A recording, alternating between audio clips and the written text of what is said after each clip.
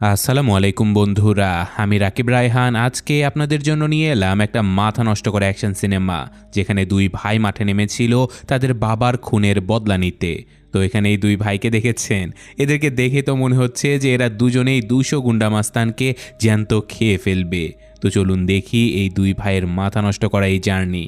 গল্পের শুরুতে আমরা চাইনিজ নিউ ইয়ারের উৎসব অনুষ্ঠান দেখতে পাই। চায়না টাউনের ভিড়ের মধ্যে ওয়াল্টার নামের একজন প্রাইভেট ডিটেকটিভ খুবই টেনশন নিয়ে হাঁটতে থাকে। সে চুপি চুপি একটা প্যাকেজ মেইল বক্সে ফেলে দেয় আর তারপর কিছুটা স্বস্তির নিঃশ্বাস ফেলে। তারপর একটা জ্যাকেট চুরি করে সে রাস্তার দিকে এগিয়ে যেতে থাকে, কিন্তু ঠিক তখনই একটা ভ্যান তাকে সজোরে ধাক্কা মারে আর সাথে সাথে ওখান থেকে গায়েব হয়ে যায়। ঘটনাস্থলেই ওয়াল্টার মারা যায়। আর অন্যদিকে আমরা তার বড় ছেলে জেমসকে দেখতে পাই, যে কিনা একজন নেভি কমান্ডো ছিল, আর সে এখন তার টিমকে পানির নিচে ট্রেনিং দিচ্ছিল। এই সময় তার কাছে একজন সৈন্য খবর পাঠায় যে তার বাবা মারা গেছে। খবরটা শুনে জেমস জলদি মর্গে পৌঁছে যায়, আর সেখানকার একজন অফিসার তাকে বলে যে এটা একটা hit and run case. James Hawaii শহরে থাকে আর সে তার নিজের বাড়িতে ফিরে চলে আসে। তার স্ত্রী ইলা আর তার দুই বাচ্চা কাই এবং লেনির সাথে সে বসবাস করত। সে খুবই স্বাভাবিকভাবে তার স্ত্রীকে জানায়, আমার বাবা মারা গেছে, কারণ তাদের মধ্যে আসলে গত কয়েক বছর ধরে কোনো যোগাযোগই ছিল না। ইলা আফসোস করে তাকে বলে যে তোমার সৎ ভাই জনিকে একটা কল করে দাও, ওকে অন্ততপক্ষে জানিয়ে দাও ঘটনাটা। জেমস বলে যে ও তো আমার কলই ধরে না, আর তাছাড়াও বাবার সাথে ওর তেমন কোনো ভালো সম্পর্কও ছিল না। এদিকে জনি, যে কিনা পেশায় একজন পুলিশ অফিসার ছিল, সে তার বাইকে করে বাড়ি ফিরছিল, কিন্তু সে দেখতে পায় যে তার গার্লফ্রেন্ড ভ্যালেন্টিনা নিজের ব্যাগ প্যাক করে চলে যাচ্ছে। সে তার কাছে যায় আর যাবার কারণ জিজ্ঞাসা করে। ভ্যালেন্টিনা তাকে জানায় যে তোমার তো আমার কোনো খেয়ালই নেই। এদিকে সে তার জন্মদিনের কথাও আসলে ভুলে গিয়েছিল। তাই জনি অনুশোচনা করে বলে যে দেখো প্লিজ তুমি আমাকে ক্ষমা করে দাও, কিন্তু তবুও মেয়েটা সেখান থেকে চলে যায়। তো এই কষ্টে জনি সারা রাত মদ খেয়ে কাটিয়ে দেয়, আর ঠিক তখনই তার কাছে ইলার কল চলে আসে। সে তার বাবার মৃত্যুর খবরটা ইলার কাছ থেকে জানতে পারে। ইলা তাকে শেষকৃত্যের তারিখটাও জানিয়ে দেয়, কিন্তু জনির সেখানে যাবার কোনো ইচ্ছাই ছিল না।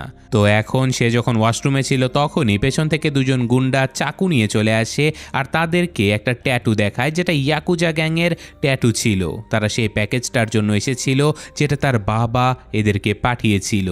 কিন্তু জনি তো এসবের কিছুই জানে না। জনি আগে থেকেই অনেক রাগে ছিল, তাই সে ওদের উপরে ঝাঁপিয়ে পড়ে আর তাদেরকে মারতে মারতে অবস্থা একেবারে খারাপ করে ফেলে। আর মারামারির সময় যখন একজন গুন্ডা তার মায়ের পুরনো একটা ছবি নিচে ফেলে দেয়, তখন জনি তাকে খুবই বাজেভাবে পিটিয়ে একেবারে মেরে ফেলে।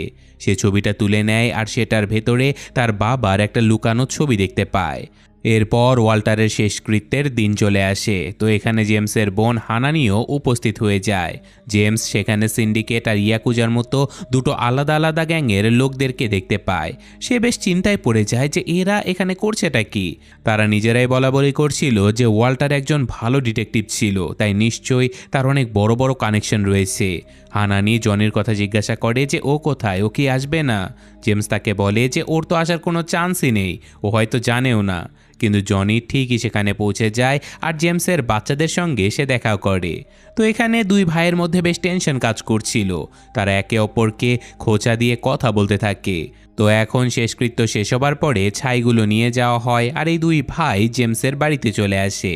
তাদের দুজনের মধ্যে একটা পুরনো ঝামেলা ছিল, সেটা হচ্ছে ওয়াল্টার আসলে জেমসের মাকে ধোঁকা দিয়েছিল। জেমসের মা ছিল ওয়াল্টারের প্রথম স্ত্রী, আর পরবর্তীতে ওয়াল্টার জনির মাকে বিয়ে করে, অর্থাৎ দ্বিতীয় স্ত্রীর কোলে জনির জন্ম হয়। আর জেমস এইসব ব্যাপার নিয়ে কোনো কথাই বলতে চায় না, কারণ ওই সময় সে একেবারে ছোট ছিল আর তার পরিবারটা ভেঙে যাবার কারণে সে অনেক কষ্ট পেয়েছিল। তো যাই হোক, এখন লাঞ্চের টেবিলে তাদের সঙ্গে এই শহরের গভর্নর পিটারও চলে আসে, যে কিনা তাদের ফ্যামিলি ফ্রেন্ড ছিল। সে বলে যে তোমাদের দুই ভাইকে একই ছাদের নিচে দেখতে পেয়ে খুবই ভালো লাগছে। আর এখন তারা সবাই মিলে পুরনো বিভিন্ন কথাবার্তা শুরু করে দেয়। সেখানে একজন বলে যে ওয়াল্টার যদি তোমাদের দুজনকে একসাথে দেখতে পারত ও খুবই খুশি হতো। কিন্তু তখনই জনি হঠাৎ করেই একটা বোমা ফাটায় আর বলে যে আমি এখানে ফিউনারেলের জন্য আসিনি, বরং আমি এটা দেখতে এসেছি যে আমার বাবাকে মেরেছে কে। এই কথা শুনে সবাই একেবারে শকড হয়ে যায় আর এখানে থাকা বাচ্চাদেরকে সাথে সাথে উপরে পাঠিয়ে দেয়া হয়। জনি সবাইকে বলে যে কাল রাতে কয়েকজন লোক আমাকে মারার জন্য আমার ঘরে ঢুকে পড়েছিল। জেমস রেগে গিয়ে বলে যে তুই সব সময় তোর সাথে তোর বিপদগুলো টেনে নিয়ে আসিস। এখানে জনির এটাও মনে হয় যে তার মাকেও হয়তো খুন করা হয়েছিল, কিন্তু যাই হোক তারা এইসব কথার আর বেশি গভীরে যায় না। পরিবেশটা একেবারে শান্ত হয়ে যায় আর এখন জেমস তাকে বাইরে ডাকে আর তার পিছু পিছু চলে যায়। জেমস ফ্রাস্ট্রেটেড হয়ে বলে যে তুই সব সময় ঝামেলা করিস, ওটা শুধুমাত্র একটা হিট অ্যান্ড রান কেস ছিল। আমার বাবার দুর্ভাগ্য যে রাস্তায় একটা গাড়ির সামনে তিনি পড়ে গিয়েছিল। কিন্তু জনি তার এই কথায় কোনোভাবে একমত ছিল না। সে রেগে মেগে এখান থেকে বেরিয়ে চলে যায়। আর পরবর্তীতে জনি একটা বারে গিয়ে আবারও মদ খেতে বসে। সেখানে তার পুরনো বন্ধু আকাইরের সঙ্গে তার দেখা হয়ে যায়। সে হাওয়াইতে জনিকে দেখতে পেয়ে একেবারে অবাক হয়ে যায়। আকাই আসলে সিন্ডিকেট গ্যাংয়ের একজন লোক ছিল আর সে তার লিডার মিস্টার কে এর একটা মেসেজ নিয়ে এখানে এসেছিল। সে বলে যে মিস্টার কে তোমার সঙ্গে দেখা করতে চায়। জনি সাথে সাথে মানা করে দেয়, কিন্তু তার ড্রিঙ্কসের সঙ্গে নেশার ঔষধ মেশানো ছিল, তাই সে বেহুশ হয়ে যায়। যখন তার জ্ঞান ফেরে তখন সে তার সামনে ট্রাইড আর মিস্টার কে কে দেখতে পায়। তাদের মধ্যে অনেক পুরনো বেশ কিছু ঝামেলা ছিল, কারণ জনি তাদের অনেক লোককে মেরে ফেলেছিল। এছাড়াও জনি ভেবেছিল যে এই লোকগুলোই হয়তো তার মাকেও মেরে ফেলেছে, কিন্তু মিস্টার কে এই কথাটা সরাসরি অস্বীকার করে। জনিকে এখানে শুধুমাত্র একটা ওয়ার্নিং দেবার জন্য আনা হয়েছিল। মিস্টার কে পরিষ্কারভাবে জানিয়ে দেয় যে তারা তাদের উপরে জনির কোনো হামলা আর সহ্য করবে না। মিস্টার কে তাকে বলে যে চুপচাপ নিজের বাড়িতে ফিরে যাও আর নিজের মতো চাকরি করো, আমাদের পথে বাধা হয়ে দাঁড়ানোর কোনো চেষ্টাও করো না। কিন্তু জনি তাদের কোনো কথাই শুনতে চায় না। তখন তারা জনিকে ধরে তার শরীরে একটা দাগ বা মার্ক বসিয়ে দেয়। মিস্টার কে বলে যে তোর কাছে এই আইল্যান্ড ছেড়ে চলে যাবার আর মাত্র 7 দিন সময় আছে। এরপর তোকে যদি এই আইল্যান্ডে দেখতে পাই তাহলে সমুদ্রে তোর লাশ ফেলে দেব। এরপর তাকে সমুদ্রের ধারে ফেলে দেয়া হয়। আর এদিকে জেমস ডিটেকটিভ রেনানের সঙ্গে দেখা করে, যাতে করে তার বাবার হিট অ্যান্ড রান কেসের ব্যাপারে সে একটু বিস্তারিত জানতে পারে। রেনার বলে যে যেই শহরে তোমার বাবার মৃত্যুর ঘটনাটা ঘটেছে সেই শহরটা একটু অদ্ভুত রকমের। সেখানে না তো কোনো সাক্ষী আছে, না কোনো সিসিটিভি ক্যামেরা, এমনকি ফরেন্সিক রিপোর্টও নেই। আর তাছাড়াও পুলিশ আমাদের কোনো জবাবদিহিতাও করতে চাচ্ছে না। জেমস সিকিউরিটি ক্যামেরার কথা জিজ্ঞাসা করে, কিন্তু জানতে পারে যে সেখানে শুধুমাত্র একটাই ক্যামেরা ছিল, সেটাও নষ্ট অবস্থায়। জেমসের কাছে ব্যাপারটা খুবই অদ্ভুত লাগে যে একজন প্রাইভেট ডিটেকটিভের মৃত্যুর কোনো তদন্ত কেন হচ্ছে না।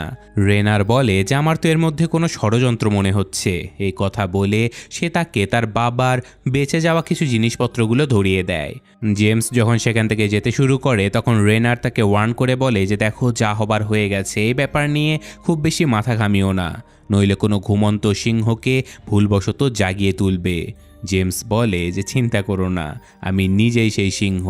তো এখন জেমস গাড়িতে বসে তার বাবার জিনিসপত্রগুলো চেক করে আর সে একটা ফ্ল্যাশ ড্রাইভ আর অনেক লেখা একটা কাগজ খুঁজে পেয়ে যায়। কিন্তু ঠিক সেই সময় জনি চুপি চুপি তার বাবার বাড়িতে ঢুকে পড়ে। সে তার বাবার ডেস্ক চেক করে আর সেখানে একটা বন্দুক পেয়ে যায়। তখনই অন্য আরেকজন লোক ভেতরে চলে আসে আর জনি লুকিয়ে পড়ে। ওই লোকটা খুবই জলদি কিছু জিনিস খুঁজতে থাকে আর ঠিক তখনই জনি তার সামনে চলে আসে। লোকটা জনির উপরে বিভিন্ন জিনিসপত্র ছুঁড়ে মারে আর জানালা দিয়ে সোজা রাস্তায় লাফ দেয়। জনি সিঁড়ি দিয়ে নিচে নামতে যায় আর তখনই লোকটা দৌড়াতে থাকে, কিন্তু জনি তাকে ধরে নিচে ফেলে দেয়। সে তাকে সাথে করে নিয়ে যায় আর জিজ্ঞাসা করে যে তুমি ওখানে কি করছিলে। পিকা নামের সেই লোকটা বলে যে ওয়াল্টার আমার কাছে আমার বাবার মতো ছিল। জনির নাম শোনার পরে সে বলে যে আমি তোমার বাবার হয়ে বিভিন্ন রকমের ফোন ট্যাপ করা এবং বিভিন্ন হ্যাকিংয়ের কাজ করে দিতাম। জনি তাকে জিজ্ঞাসা করে যে ওয়াল্টার তোমাকে আসলে কি কাজ করতে বলেছিল। তখন পিকা বলে যে নিউ লোয়া ক্যাটারিং কোম্পানিতে উনি আমাকে চাকরি নিতে বলেছিল। জনি বলে যে দেখো এখন থেকে তুমি আমার হয়ে কাজ করবে। এই কথা বলে সে তাকে একটা ড্রিঙ্কস দেয়। অন্যদিকে জেমস তার বাবার অ্যাক্সিডেন্টের জায়গাটা চেক করতে যায় আর সেখানে একটা অ্যাডাল্ট শপের বাইরে লাগানো একটা ক্যামেরা নোটিস করে। সে দোকানের ভেতরে চলে যায় আর কাউন্টারে থাকা লোকটাকে কিছু ক্যাশ টাকা দিয়ে বলে যে দেখো তোমার দোকানের সামনে যেদিন গাড়ির অ্যাক্সিডেন্ট হয়েছিল ওই রাতের ফুটেজটা আমার দরকার। লোকটা এই কথা শুনে তার ম্যানেজারকে ডেকে পাঠায় আর জেমস তার ম্যানেজারকেও রিকোয়েস্ট করে, কিন্তু এবার ম্যানেজার তাকে কোনো ফুটেজ দেবে না বলে মানা করে দেয়। তাই জেমস আবারও তাকে কিছু ক্যাশ টাকা দেয়, কিন্তু ম্যানেজার এবার তাকে বেরিয়ে যেতে বলে। এরপর জেমস রেগেমেগে তাদের উপরে হামলা করার সিদ্ধান্ত নেয়, আর তখনই ওয়াল্টারের বাড়িতে জনি একটা সার্ফিং বোর্ড দেখতে পায়। আর সে এখন পিকাকে জিজ্ঞাসা করে যে ওয়াল্টার কি সার্ফিং করতো, কিন্তু পিকা বলে যে না, ওর তো হাঁটু খারাপ ছিল। জনি ওই বোর্ডটা তুলে নেয় আর সেখান থেকে কিছু একটা নিচে পড়ে যায়। সে এবার একটা ব্লুপ্রিন্ট বের করে ফেলে। এদিকে আমরা পিটারকে দেখতে পাই যে কিনা বিচের ধারে একটা পার্টির আয়োজন করেছে, যাতে করে সামনের ইলেকশনের জন্য সে নিজের পার্টির প্রমোশন করতে পারে। সেখানে হানানিও উপস্থিত ছিল, কারণ সে ছিল তারই অ্যাসিস্ট্যান্ট। আর এখন হানানির কাছে জনির কল চলে আসে। জনি তাকে একটা ব্লুপ্রিন্টের ব্যাপারে জিজ্ঞাসা করে, যেটার উপরে গভর্নমেন্টের সিল মারা রয়েছে। হানানি বলে যে আমি এই 8 ডিজিটের নাম্বারের সাহায্যে ডেটাবেসটা একবার চেক করে দেখতে পারি। হানানি জনির ফোনটা কেটে দিয়ে ব্লুপ্রিন্ট খোঁজার কাজটা পরে করবে বলে ফেলে রেখে দেয়, কিন্তু জনি একেবারেই সময় নষ্ট করে না, সে ঠিকই খুঁজে বের করে ফেলে। জনি ওই ব্লুপ্রিন্টটা দেখতে পায় যেখানে ঘরবাড়ি আর স্কুলগুলো ভেঙে ফেলার একটা প্ল্যান করা রয়েছে। তো যাই হোক, এখন পিকা ক্লিনিকে যাবার জন্য এখান থেকে বের হতেই যাবে, কিন্তু ঠিক তখনই জেমস এই ঘরে ঢুকে পড়ে। জনি তাকে নিয়ে মজা করতে থাকে, কারণ শেষমেশ সেও সন্দেহের বশে এখানে এসে পৌঁছে গেছে। তো জেমস এখন ফুটেজটা নিয়ে এখানে চলে এসেছিল। তারা এখন ওই ফুটেজটার মাধ্যমে তাদের বাবার অ্যাক্সিডেন্টটা বারবার দেখতে থাকে। তারা দেখতে পায় যে গাড়িতে কোনো লাইসেন্স প্লেট নেই, আর এটা কোনো সাধারণ অ্যাক্সিডেন্ট হতেই পারে না, বরং এটা দেখে মনে হচ্ছিল যে কেউ ইচ্ছে করেই ওয়াল্টারকে মেরে ফেলেছে। জনি বলে যে আমার এখন তাহলে শহরের সকল ব্লু ভ্যান আর ওই ক্যাটারিং সার্ভিসের ব্যাপারে ইনফরমেশন নিতে হবে, যেখানে বাবা পিকাকে কাজ করার জন্য বলেছিল। যাই হোক, এখন পিকা এই দুই ভাইকে এখানে রেখে এখান থেকে বেরিয়ে যায়, আর তারা দুই ভাই মিলে ভাবতে থাকে যে তাদের বাবা এত ছোট একটা ঘরে কিভাবে থাকতো। যাই হোক, এইসব কিছু ভাবতে ভাবতে তারা বাইরে বেরিয়ে আসে, আর তারা গাড়িতে বসে এই সমস্ত ঘটনাগুলো একটার সাথে আরেকটা মেলানোর চেষ্টা করে। জেমসের এখনও মনে হতে থাকে যে এটা হয়তো তাদের মধ্যে সন্দেহ বেশি হচ্ছে বলে এমন মনে হচ্ছে, বাস্তবে হয়তো এমন কিছুই নয়। তো এই ব্যাপারটা নিয়ে আবারও তর্ক শুরু হয়ে যায়, কিন্তু ঠিক তখনই তাদেরকে খুবই জোরে কেউ একজন এসে ধাক্কা মারে। অন্য আরেকটা গাড়ি তাদেরকে ধাক্কা দেয়, আর তাদের উপরে ওপেন ফায়ারিং শুরু হয়ে যায়। জেমস গাড়ির স্পিড বাড়িয়ে দেয়, আর জনি বন্দুক ধরে ফেলে। সে গুলি চালাতে থাকে, কিন্তু সামনের কাজটা একেবারে বুলেট প্রুফ ছিল বলে তারা শত্রুদের কোনো ক্ষতি করতে পারছিল না। তাই এখন জেমস তার নিজের বন্দুকটা বের করে আর একজনকে সাথে সাথে শেষ করে ফেলে। জনি দরজা ভেঙে বাইরে বেরিয়ে আসে, আর সে ফায়ারিং থেকে বাঁচার জন্য লুকিয়ে পড়ে। জেমস কোনো না কোনোভাবে নিজের গাড়ির উপরে উঠে পড়ে, আর সে হামলাকারীদের উপরে ঝাঁপিয়ে পড়ে। তারা উইন্ডশিল্ডের উপরে গুলি চালায়, কিন্তু সেটা কোনোভাবেই ভাঙছিল না। জনি সাথে সাথে জেমসকে এখান থেকে লাফ দেবার জন্য বলে, জলদি লাফ দাও। আর সে এখন গ্যাস ট্যাঙ্কের উপরে গুলি চালিয়ে দেয়। গাড়িগুলোতে আগুন ধরে যায়, তবে এ যাত্রায় জেমস প্রাণে বেঁচে যায়। জেমস এবার অভিযোগ করে বলে যে এটা আমার ফেভারিট গাড়ি ছিল, কিন্তু ততক্ষণে গাড়িটা খুবই বাজেভাবে ব্লাস্ট হয়ে গেছে। এরপর এই দুই ভাই চলে যায় ডিটেকটিভ রেনারের সঙ্গে দেখা করার জন্য। তারা আসলে জানতে চাচ্ছিল যে তাদের উপরে এমন হামলা কে আর কেন করলো। তো এখানে রেনার তাদেরকে বিভিন্ন ধরনের লেকচার দিতে থাকে। সে তাদেরকে এই ধ্বংসলীলার জন্য দোষারোপ করে। এছাড়াও সে জানায় যে তাদের উপরে ইয়াকুজা গ্যাং হামলা করেছিল। সে আরও একটা সত্যি ফাঁস করে দেয় আর বলে যে জনি এখন আর পুলিশ নেই, ওকে 2 মাস আগেই সাসপেন্ড করা হয়েছে। আর এখন জেমস তাকে অ্যাক্সিডেন্টের ওই ফুটেজটা দেখার জন্য ড্রাইভ দিয়ে দেয়, কিন্তু রেনার তাদেরকে ওয়ার্নিং দিয়ে বলে দেয় যে এইসব নিয়ে বেশি মাথা ঘামিও না। তো এখন সন্ধেবেলা এই দুই ভাই হানানির বাড়িতে চলে যায়, আর হানানি তাদেরকে জানায় যে সে এতক্ষণে কি খুঁজে বের করেছে। সে বলে যে জনি যে ব্লুপ্রিন্টটা পেয়েছিল ওটা আসলে নর্থ সাইডের প্রপার্টির ব্লুপ্রিন্ট ছিল, যেটাতে রাবিশো ফার্ম অনেক ইনভেস্ট করেছে। আর ওই রাবিশো ফার্মের মালিক ছিল মার্কাস রাবিশো, আর ওই জায়গার প্রত্যেকটা প্রপার্টি ছিল তার নামে। তাদের কাছে লোকটার ছবিও ছিল, আর তারা আন্দাজ করতে পারে যে ওয়াল্টার হয়তো এই রাবিশোর হয়ে কাজ করছিল। কিন্তু জনির মাথায় এটা ঢোকে না যে এখানে অ্যাপার্টমেন্ট বানানোর জন্য এত বড় কি এমন রহস্য থাকতে পারে যার জন্য কোনো মানুষকে মেরে ফেলতে পারে। তো এখন জেমস বলে যে ওটা আসলে কোনো অ্যাপার্টমেন্ট নয়, বরং ওটা একটা ক্যাসিনো ছিল।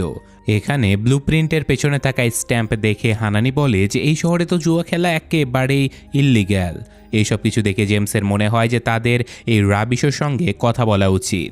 তো হানানি তাদেরকে জানায় যে কালকে সে আর্ট মিউজিয়ামের জন্য তার বার্ষিক ফান্ডরেজার হোস্ট করেছে, আর রাবিশো নিশ্চয়ই ওখানে আসবে। তো এখন পরদিন সকালে জনি তার বড় ভাই জেমসের বড় বাইকটা দেখে একেবারে এক্সাইটেড হয়ে পড়ে। আর এটা দেখে জেমস সেখানে আসে আর বলে যে তোমাকে আমি বাইক কোনোভাবেই দেব না, এর আগে আমার পছন্দের গাড়ির 12টা বাজিয়েছো তুমি। এরপর সে তার বাবার পুরনো বাইকটা জনিকে দেখায়, আর তারা দুই ভাই ওই বাইকগুলোতে করে বেরিয়ে পড়ে সেই জায়গাতে যেখানে ওই ক্যাসিনোটা তৈরি হবার কথা ছিল। ওই জায়গাটা আসলে হাওয়াইয়ান একটা গ্রাম ছিল, আর সেখানে আমাকোর আদিবাসী কমিউনিটি গত 10 শতক ধরে বসবাস করে আসছে। তো এইসবের মাঝে জনির কাছে পিকার কল চলে আসে, আর সে জানায় যে পুলিশ সমুদ্র থেকে একটা ব্লু ভ্যান উদ্ধার করেছে, আর তারা একটা ডেড বডিও খুঁজে পেয়েছে। এই কথা শুনে দুই ভাই দ্রুত ঘটনাস্থলে পৌঁছে যায়, আর সেখানে ডিটেকটিভ রেনার তাদেরকে বলে যে গাড়ির সামনের অংশ অনেকটাই ড্যামেজ হয়ে গেছে, আর তাছাড়াও গাড়িতে কোনো লাইসেন্স প্লেটও নেই। এটাই মনে হয় সেই হিট অ্যান্ড রানের গাড়িটা হবে যার ধাক্কায় তোমাদের বাবা মারা গেছে। তো রেনার্ড এখন শহরে রেজিস্টার হওয়া সমস্ত ব্লু ভ্যানের ডিটেলগুলো এই দুই ভাইয়ের সঙ্গে শেয়ার করতে থাকে, আর তারা দেখতে পায় যে এই লিস্টে শুধুমাত্র একটাই জাপানিজ নাম ছিল, সেটা হলো হায়াশি ইম্পোর্টস। এটা দেখে দুই ভাই ওই হায়াশি ইম্পোর্টসের কাছে যাবার সিদ্ধান্ত নেয়। কিন্তু তখনই পিকা বলে যে তোমরা রাবিশোর ফান্ডরেজ অনুষ্ঠান থেকে এই কাজটা শুরু করতে পারো, কারণ আমি সেখানে ক্যাটারিংয়ের কাজ পেয়েছি। তো এখন সেই পার্টিতে পিকা এই দুই ভাইকে ওয়েটার সাজিয়ে ভেতরে ঢুকিয়ে দেয়, আর তার কাছে এই ইনফরমেশনটাও ছিল যে হায়াশি ইম্পোর্টস মূলত ইয়াকুজা গ্যাংয়ের ছিল। পিকা বলে যে এখন তোমাদের আলাদা হয়ে যাওয়া উচিত। আর এখন এই দুই ভাই আলাদাভাবে নজরদারি করার সময় জনি একজন খুব সুন্দরী মহিলাকে দেখতে পায়, আর তার পিছু নেয়। সে ব্যালকনিতে ওই মহিলার কাছে যায় আর নিজের পরিচয় দেয়, আর মহিলাটাও তার সঙ্গে মজার ছলে কথা বলতে শুরু করে। অন্যদিকে পিকা জেমসকে থালা বাসন ধোয়ার কাজে লাগিয়ে দেয়, আর ঠিক তখনই সেখানে একজন জাপানিজ লোক এসে তার কাছে একটা প্লেট চায়, আর সেই লোকটা ওই প্লেটে কিছুটা কোকেন নিয়ে নেয়। ওদিকে ওই মহিলা জনির নামের শেষের অংশ হেল শুনে খুবই কৌতূহলী হয়ে যায়, কারণ সে ওয়াল্টার হেলকে অনেক ভালোভাবে চেনে। জনি বলে যে ওয়াল্টার হেল আমার বাবা ছিল, তবে উনি মারা গেছে। আর ওয়াল্টার মারা গেছে এই খবরটা শুনে মহিলাটা খুবই চিন্তায় পড়ে যায়। এদিকে ওই জাপানিজ লোকটা চলে যাবার পরে জেমস তার ফেলে যাওয়া কার্ডটা চেক করে, যেটা সে কোকেন নেবার সময় ব্যবহার করেছিল। সে দেখতে পায় যে কার্ডটার উপরে হায়াশি ইম্পোর্টস লেখা রয়েছে। অপরদিকে জনি ওই মহিলাকে তার বাবার সঙ্গে তার সম্পর্কের ব্যাপারে জিজ্ঞাসা করে। তখন ওই মহিলাটা জনিকে জানায় যে আমি তোমার বাবাকে আমার স্বামীর কার্যকলাপের উপরে নজর রাখার জন্য কাজে রেখেছিলাম, কারণ আমার সন্দেহ ছিল যে আমার হাজবেন্ডের অন্য কোথাও চক্কর চলছে। ওই মহিলাটা আসলে মনিকা রাবিশো ছিল, মার্কাস রাবিশোর স্ত্রী। তাদের ডিভোর্স হয়ে যাচ্ছিল, আর যদি সে তার স্বামীর চিটিং করার কোনো প্রমাণ পেয়ে যায় তাহলে সে তার হাজবেন্ডের সম্পত্তির অনেক অংশ পেয়ে যেতে পারত। আর এখন জেমস জনিকে কল করে, আর ঠিক সেই সময়ই নাকামুরো নামের সেই কোকেন নেয়া লোকটা তার কাছে চলে আসে। জেমস তার কার্ডটা তাকে ফেরত দিতে দিতে বলে যে আমি এটা তোমাকে দিতে ভুলে গিয়েছিলাম। নাকামুরো তাকে জিজ্ঞাসা করে যে হায়াশি ইম্পোর্টসের ব্যাপারে তুমি কি জানো। জেমস বলে যে আমি শুধু এতটুকুই জানি যে একটা ব্লু ভ্যান মিসিং রয়েছে। নাকামুরো তার পরিচয়টা বুঝতে পেরে যায়, আর জেমস তাকে জিজ্ঞাসা করে যে রাবিশোর সাথে ইয়াকুজার কী সম্পর্ক। নাকামুরো কোনো জবাব দেয় না, আর সে হুমকির সুরে তার সঙ্গে কথা বলতে থাকে। এদিকে মনিকা জনিকে বলে যে আমাকে এখন যেতে হবে। এটা বলে সে জনিকে একটা ঠিকানা দিয়ে এখান থেকে চলে যায়। অপরদিকে নাকামুরোর হুমকি দেয়া চলতে থাকে, আর তারপর সেও চলে যায়। এরপর জেমস খেয়াল করে যে কয়েকজন গার্ড জনিকে এখান থেকে ধরে নিয়ে যাচ্ছে, আর খুব তাড়াতাড়ি আরও কয়েকজন গার্ড তার কাছেও চলে আসে। তারা তাদের দুই ভাইকেই রাবিশোর রুমে নিয়ে চলে যায়। রাবিশো তাদেরকে দেখে বলে যে তোমাদের বডি দেখে মানুষ তোমাদের হয়তো বোকা ভাবতে পারে, কিন্তু আমি বুঝতে পারছি যে তোমাদের অনেক বুদ্ধি রয়েছে। জেমস তখন তার আসল পরিচয় দিয়ে দেয় যে সে একজন নেভি কমান্ডো। এটা শুনে রাবিশো বলে যে তাতে আমার কি, আমি তো তোমার বাবা ওয়াল্টারকে পুরো পেমেন্টই করে দিয়েছিলাম।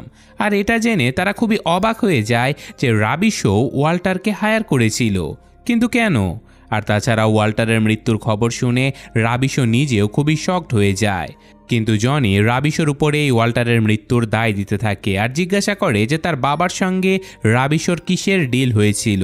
তখন রাবিশো বলে যে আমার স্ত্রী মনিকার উপরে নজর রাখার জন্য আমি ওয়াল্টারকে হায়ার করেছিলাম, কারণ আমার সন্দেহ হচ্ছিল যে আমার স্ত্রী আমাকে ধোঁকা দিচ্ছে। এইসব কথা শুনে জনি একটা গ্রেনেড নিয়ে খেলতে থাকে আর তাকে ভয় দেখিয়ে বলে যে সত্য কথা বলো।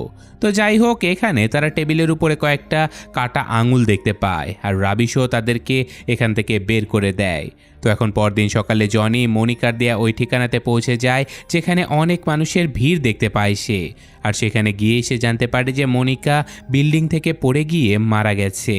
এটা দেখে প্রচণ্ড রাগে জনি সোজা রাবিশোর ম্যানশনে পৌঁছে যায়। সেখানে রাবিশো পুলের কাছে বসে চিল করছিল আর এদিকে জনি তার লোকগুলোকে একে একে মারতে থাকে, কিন্তু সে এর চেয়ে বেশি কিছু করার আগে তাকে ট্রেজার মেরে মাটিতে ফেলে দেয়া হয়। আর ফাইনালি রাবিশো তার সামনে চলে আসে। জনি চিৎকার করে বলে যে তোমার স্ত্রীকে কেন মারলে তুমি? রাবিশো কোনো উত্তর দেয় না, বরং তার উপরে হামলার অভিযোগ এনে জনিকে পুলিশে ধরিয়ে দেয়। জনিকে এখন জেলখানাতে বন্দি করে রাখা হয় আর সেখানে পিটার চলে আসে আর সে তাকে জানায় যে কিভাবে হানানি পার্সোনালি জনির জামিনের ব্যাপারে তাকে রিকোয়েস্ট করেছে আর সে কোনো না কোনোভাবে রাবিশোকে এই কেসটা তুলে নিতে রাজি করিয়েছে। জনি বলে যে রাবিশো নিজের স্ত্রীকে মেরে ফেলেছে, কিন্তু পিটার বলে যে দেখো, ওটা দেখার কাজ পুলিশের, ওটা তদন্ত করার কাজ তুমি পুলিশের উপরে ছেড়ে দাও, তুমি এসব কিছু নিয়ে মাথা ঘামিও না। সে আরও বলে যে ওয়াল্টারের মধ্যে একটা অন্ধকার দিক ছিল যেটা আমি তোমার আর তোমার ভাইয়ের মধ্যেও দেখতে পাই, কিন্তু তোমাদের কাছে অন্তত একে অপরের সঙ্গ রয়েছে যেটা ওয়াল্টারের কাছে ছিলই না। এইসব কথা শেষে জনি যখন বাইরে বেরিয়ে আসে তখন জেমস বাইরে তার জন্যই অপেক্ষা করছিল।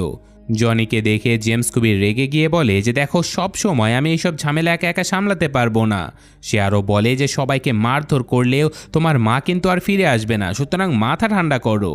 এইসব কথা শুনে জনির খুবই রাগ হয়। সে তার মৃত মাকে নিয়ে এমন কথা একেবারেই সহ্য করতে পারে না আর সে জেমসের সঙ্গে মারামারি শুরু করে দেয়। জেমস নিজেও ঘুরে দাঁড়িয়ে হামলা করে আর বৃষ্টির মধ্যে তাদের দুজনের একটা মারাত্মক লড়াই শুরু হয়ে যায়। আর শেষ পর্যন্ত এই লড়াইয়ে জেমস জিতে যায় আর জনিকে মাটিতে এসে ফেলে দিতে পারে। জেমস এইসব ব্যাপারে একেবারেই ফ্রাস্ট্রেটেড হয়ে যায় আর তখনই জনি পেছনে বসে গিয়ে বলে যে কোনো পুরুষ মানুষ কিভাবে তার ছোট ভাইকে ঠিক সেই সময়টাতে একা ফেলে চলে যায় যখন ছোট ভাইটার তাকে সবচেয়ে বেশি দরকার ছিল। জেমস বলে যে আমি তোমাকে সাথে করে নিয়ে গেলে সিন্ডিকেট তোমাকে মেরেই ফেলতো, আমি তোমার নিরাপত্তার জন্যই তোমাকে দূরে পাঠিয়ে দিয়েছিলাম। জনি আরও বলে যে তোমার কোনো ধারণাই নেই যে নিজের মরতে বসা মায়ের চোখের দিকে তাকাতে আমার কেমন লেগেছিল যখন আমি কিছুই করতে পারছিলাম না তার জন্য। জেমস, তুমি আমার সবচেয়ে কাছের ছিলে, তুমি আমার বড় ভাই ছিলে, কিন্তু তুমি আমাকে ওই অবস্থায় একা ফেলে চলে গিয়েছিলে। এইসব কথা শুনে জেমস সেখানে হতাশ হয়ে বসে পড়ে আর বলে যে আমি বুঝতে পারছি ভাই, আমাকে ক্ষমা করে দিও। তো শেষ পর্যন্ত সে জনির সাথে সব ধরনের মনোমালিন্য শেষ করে ফেলে আর ফাইনালি দুই ভাইয়ের বন্ডিং আগের চেয়েও অনেক শক্ত হয়ে যায়। আর জেমস এবার জনিকে জিজ্ঞাসা করে যে তুমি বাবার এই ব্যাপারটার পেছনে এতটা কেন পড়ে আছো? ওয়াল্টার তো কখনোই ভালো বাবা ছিল না, তার জন্য এত কষ্ট কেন করছো তুমি? জনি বলে যে দেখো ভাই, আমি ওই লোকটাকে কখনোই খুঁজে পাইনি যে আমার মাকে মেরেছিল, আর এখন আমার সেই সক্ষমতা রয়েছে সেই লোকটাকে ধরার যে আমার বাবাকে মেরেছে। বাবা যেমনই হোক না কেন, মায়ের সাথে যা ঘটেছে তা আমি বাবার সাথে ঘটতে দিতে পারি না। তো এরপর বাড়িতে ফিরে আসলে তাদেরকে ইলার কাছ থেকে অনেক লম্বা একটা লেকচার শুনতে হয়। তবে তখনই আবার জনির কাছে তার গার্লফ্রেন্ড ভ্যালেন্টিনার কল চলে আসে। সে বলে যে আমি তোমার বাড়ির মেল বক্সের চিঠিগুলো নেবার জন্য এসেছিলাম আর আমি এখানে একটা প্যাকেজ পেয়েছি। আসলে এটাই ছিল সেই প্যাকেজ যেটা গল্পের শুরুতে ওয়াল্টার মেল বক্সে ফেলেছিল। জনি সাথে সাথে বুঝতে পারে যে এটা তার বাবার প্যাকেজ, আর এই প্যাকেজটা খোঁজার জন্যই গল্পের শুরুতে ইয়াকুজা গ্যাংয়ের দুজন লোক তার উপরে হামলা করেছিল। তো যাই হোক, কলে থাকা অবস্থাতে ভ্যালেন্টিনা প্যাকেজটা খোলে যেটার ভেতরে একটা ফ্ল্যাশ ড্রাইভ ছিল। জনি তাকে বলে যে দেখো, তোমার এক্ষুনি হাওয়াইতে আসতে হবে, কিন্তু ভ্যালেন্টিনা একেবারে রাজি হয় না, কিন্তু জনি যেভাবেই হোক তাকে মানিয়ে নেয়। আর শেষ পর্যন্ত ভ্যালেন্টিনা হাওয়াইতে চলেও আসে। সেখানে জেমস আর পিকার সঙ্গে তার পরিচয় করিয়ে দেয়া হয়। জনি এরপর ওই ফ্ল্যাশ ড্রাইভটা নেয় আর জনি আবারও তাদের সম্পর্কের ব্যাপারে সব কিছু ঠিক করার চেষ্টা করে, কিন্তু ভ্যালেন্টিনা তার কথায় পাত্তা না দিয়ে এখান থেকে চলে যায়। এসব কিছু দেখে জেমস আবারও জনিকে নিয়ে মজা করতে থাকে। তো যাই হোক, এরপর তারাও বেরিয়ে পড়ে আর গাড়িতে বসে পিকা ওই ফ্ল্যাশ ড্রাইভটার অ্যাক্সেস নেবার চেষ্টা করে। আর সে বুঝতে পারে যে এইটা আসলে একটা ডিজিটাল এনক্রিপ্টেড ওয়ালেট, যেখানে মূলত টাকা পয়সা বা বিভিন্ন তথ্য খুবই সেফলি স্টোর করা হয়েছে। আর এটা দেখে ভ্যালেন্টিনা বলে যেটা অ্যাক্সেস করার জন্য আমাদের 12 ডিজিটের একটা পাসওয়ার্ড লাগবে। আর অবভিয়াসলি পাসওয়ার্ড তো ওদের কাছে ছিল না। কিন্তু তখনই জেমস ওই বিলটা বের করে যেটা সে ওয়াল্টারের জিনিসপত্রের ভেতর থেকে পেয়েছিল। পিকা সেই বিলের ভেতরে 12 ডিজিটের একটা নাম্বার দেখতে পায় আর সেটাকেই পাসওয়ার্ড হিসেবে ট্রাই করে। আর তখনই জনি জেমসকে বলে যে ভাই, আমার গার্লফ্রেন্ডটা কত হট তাই না, কিন্তু সে আমাকে একেবারে পাত্তাই দিতে চায় না।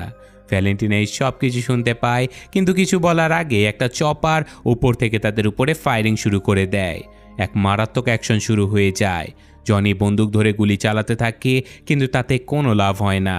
ভ্যালেন্টিনা ড্রাইভিং সিটে বসে পড়ে যাতে করে তারা বন্দুকগুলো ভালোভাবে ব্যবহার করতে পারে। আর এদিকে চপারটা রাস্তায় রীতিমতো ধ্বংসলীলা চালাতে থাকে। আর ভ্যালেন্টিনা সেই ধ্বংসস্তূপের ভেতর থেকে কোনো রকমে তাদের গাড়িটা বের করে নিয়ে আসে। আর তারপর শুরু হয় আরেক জ্বালা, কারণ দুটো বাইক তাদের ধরার জন্য পিছু নিয়ে নেয়। কিন্তু দ্রুতই ভ্যালেন্টিনা গাড়িটা ঘুরিয়ে দেয় আর বাইকারদের নিচে ফেলে দেয়। আর তারপর জনি আর জেমস ওই দুজন বাইকারকে ধরে শেষ করে দেয়। এরপর তারা সামনের দিকে এগোতে থাকে, কিন্তু পেছনের চপারটা তখনও তাদের পিছু করেই যাচ্ছিল। আর এবার চপারের মোকাবেলা করার জন্য জনি একজন সোলজারের বন্দুক তুলে নেয়। আর অ্যাকশনে যাবার আগে অবশেষে ভ্যালেন্টিনা তাকে চুমু দিয়ে দেয়। এই ঘটনায় জনির তো এনার্জি একেবারে বেড়ে যায় আর সে চপারের উপরে গুলি চালাতে থাকে, কিন্তু তাতে কোনোই লাভ হয় না। এদিকে জেমস খুবই শান্তভাবে নিশানায় স্থির করতে থাকে আর সে চপারের পাইলটকে একেবারে হেডশট মেরে দেয়। আর চপারটা রাস্তায় আছড়ে পড়ে, তবে সেটা ব্লাস্ট হবার আগে তারা একটা টানেলের ভেতরে ঢুকে পড়ে। অবশেষে তারা একটা শান্ত জায়গাতে পৌঁছায়। আর এবারও জেমস খুবই রেগে যায়, কারণ তার আগের গাড়িটার মতোই এবারও তার স্ত্রীর গাড়িটার একেবারে 12টা বেজে গেছে। যাই হোক, এখন পিকা ওই ওয়ালেটটা অ্যাক্সেস করে ফেলে। আর ভেতরের তথ্যগুলো দেখে ভ্যালেন্টিনা বলে যে প্রতি বছর মিলিয়ন মিলিয়ন ডলার ট্রান্সফার করা হয়েছে দেশ বিদেশের বিভিন্ন জায়গা থেকে।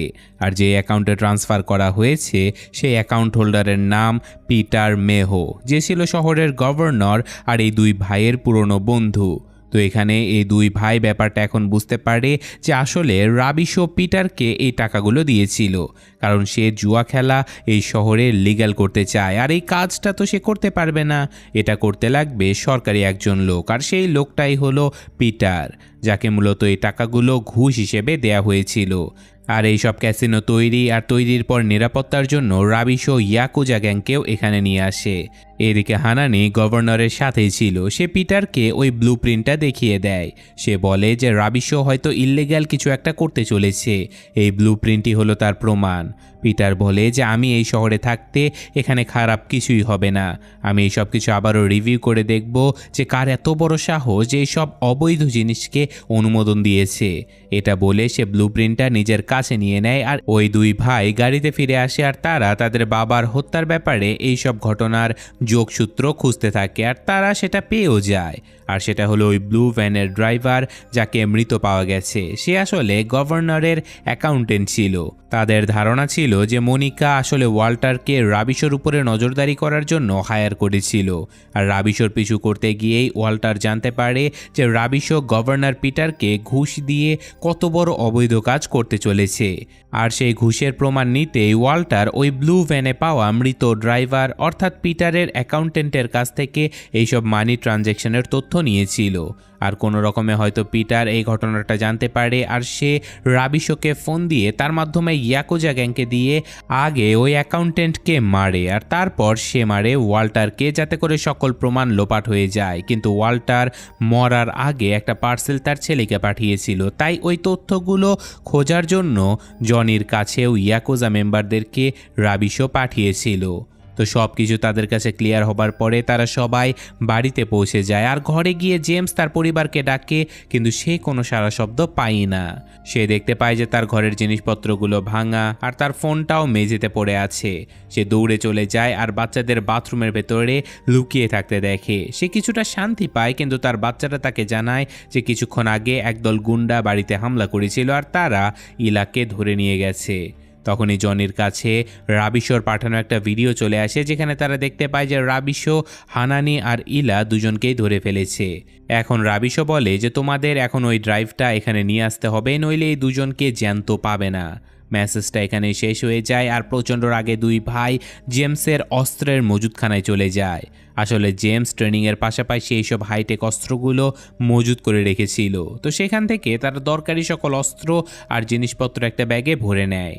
এরপর তারা রাবিশের ম্যানশনে পৌঁছায় আর সাইলেন্সার ব্যবহার করে এক এক করে তারা সকল গার্ডদেরকে শেষ করে দেয়। তারা বাড়ির আরও ভেতরের দিকে এগিয়ে যায় আর গাড়ির অ্যালার্ম বাজিয়ে তারা গার্ডদের মনোযোগ অন্যদিকে সরায় আর তারপর তাদের সবাইকে উড়িয়ে দেয়। জেমস ঘরের ভেতরে একজন লোককে কাঁচ ভেদ করে গুলি চালিয়ে দেয়, কিন্তু কাঁচটা বুলেট প্রুফ ছিল বলে গুলিটা এপার ওপারে যায় না। কিন্তু ওই বোকা লোকটা ওই গুলি কে চালিয়েছে সেটা দেখার জন্য কাঁচের জানলাটা খোলার সাথে সাথে জেমস তাকে মেরে ফেলে।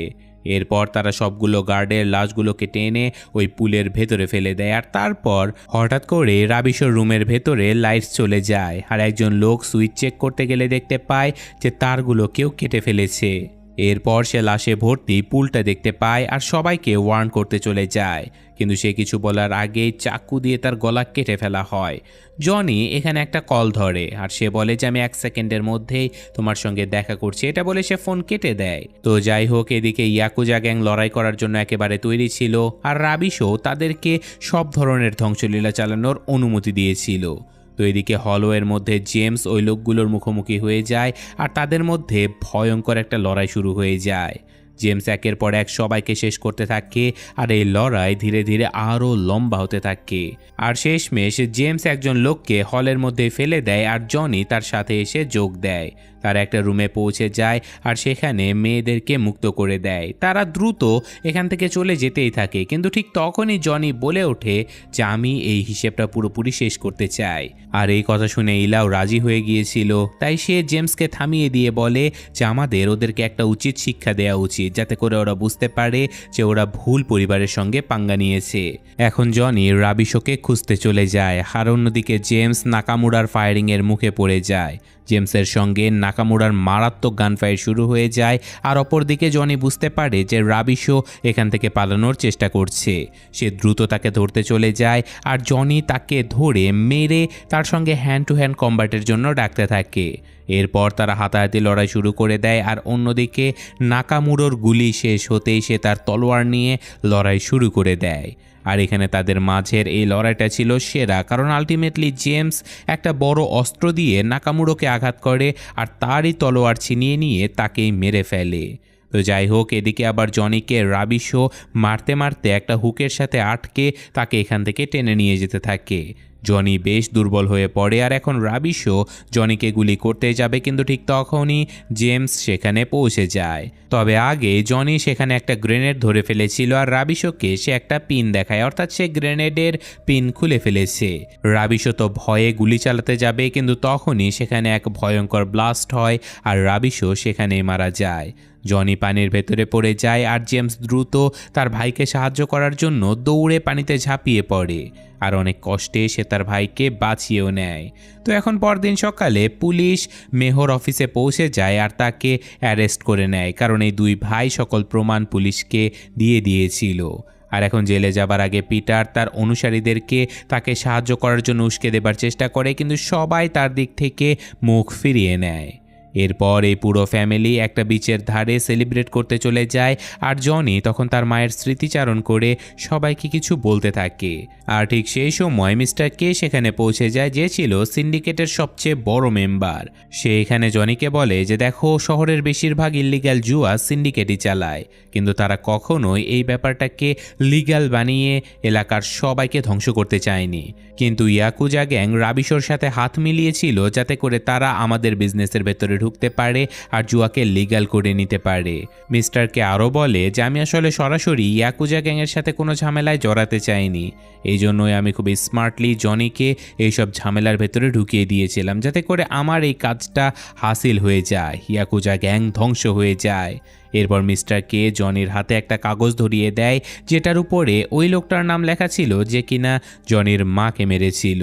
আর ওই লোকটা তাদের সিন্ডিকেট মেম্বারের মধ্যে কেউ ছিল না, হতে পারে সে ইয়াকুজা গ্যাংয়ের বা অন্য কোনো গ্যাংয়ের, সেই ব্যাপারে আমাদের কিছু জানানো হয় না। তো এই কাগজটা দিয়ে মিস্টার কে এখান থেকে বেরিয়ে যায় আর জনি ফিরে আবারও জেমসের কাছে চলে যায় আর তাকে ওই কাগজটা দেখায়। জেমস ওটা দেখে বলে যে আমি আগে তোমার সাথে কখনোই কোনো কাজে যেতে পারিনি, কিন্তু এখন তুমি যেই সিদ্ধান্ত নেবে আমি তোমার পাশে অবশ্যই থাকবো। জনি বলে যে আমি সবসময় আমার বাবার সঙ্গে বন্ধুত্ব করতে চেয়েছিলাম, কিন্তু সেই সুযোগটা কখনোই পাইনি। আজকে তোমাকে পেয়ে আমার যেন সেই অভাবটা পূরণ হয়ে গেল। তো জেমস তাকে বলে যে তুমি কি কখনো ভেবে দেখেছিলে যে ওয়াল্টার ওই ফ্ল্যাশ ড্রাইভটা কেন তোমাকেই পাঠিয়েছিল, আমাকে কেন নয়? তো এখানে জেমসের মনে হয় যে হয়তো এই বাহানায় সে জনিকে আবারও এই ঘরে ফিরিয়ে আনতে চেয়েছিল। তো এরপর তারা দুজনেই ফিরে চলে যায় তাদের ফ্যামিলির কাছে আর ওই কাগজটা আগুনের ভেতরে ছুঁড়ে ফেলে দেয়, কারণ তারা সেই নামটা মুখস্থ করে ফেলেছিল। তারা হয়তো পরবর্তীতে ওই লোকটাকেও মারার জন্য কোনো মিশন পরিচালনা করবে, সেটা যদি পরবর্তীতে কোনো পার্ট আসে আমরা জানতে পারবো। তো এই ঘটনার সাথে সাথেই মূলত গল্পটা এখানে শেষ হয়ে যায়। কেমন লাগলো সেটা কমেন্টে জানাবেন। আমি আজকের মতো এখান থেকে বিদায় নিচ্ছি। আল্লাহ হাফেজ।